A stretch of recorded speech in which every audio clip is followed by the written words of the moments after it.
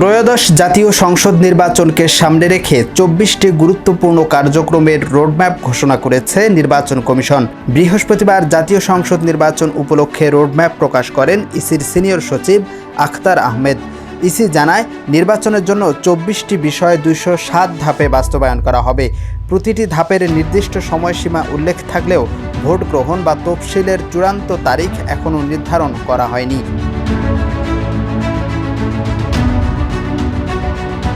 সেপ্টেম্বরের শেষ সপ্তাহ থেকে শুরু হয়ে নভেম্বরের প্রথম সপ্তাহ পর্যন্ত রাজনৈতিক দল, সুশীল সমাজ ও সাংবাদিক সহ ৮ শ্রেণীর অংশীজনের সঙ্গে সংলাপ করবে ইসি। ৩১ আগস্ট চূড়ান্ত করা হবে দ্বিতীয় ধাপের খসড়া ভোটার তালিকা। আর ত্রয়োদশ জাতীয় সংসদ নির্বাচনের জন্য চূড়ান্ত ভোটার তালিকা প্রকাশ হবে ৩০ নভেম্বর।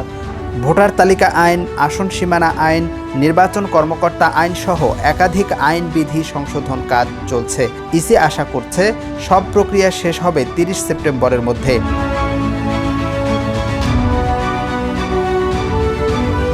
রাজনৈতিক দলগুলোর নিবন্ধন চূড়ান্ত করা হবে ৩০ সেপ্টেম্বরের মধ্যে। এর আগে ৩১ আগস্টের মধ্যে মাঠ পর্যায়ের তদন্ত প্রতিবেদন জমা দিতে হবে দলগুলোকে।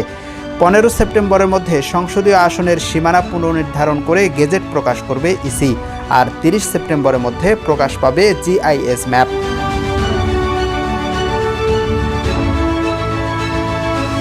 দেশি পর্যবেক্ষক নিবন্ধন শেষ হবে ২২ অক্টোবরের মধ্যে এবং ১৫ নভেম্বর সনদপত্র দেওয়া হবে। একই সময়ের মধ্যে বিদেশি পর্যবেক্ষক ও সাংবাদিকদের অনুমতি প্রদানের কার্যক্রম শেষ হবে।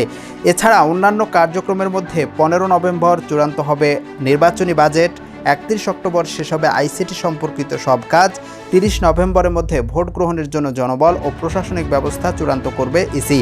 ডিসেম্বরের মধ্যে শেষ হবে নির্বাচনী সামগ্রী সংগ্রহ ও বিতরণ।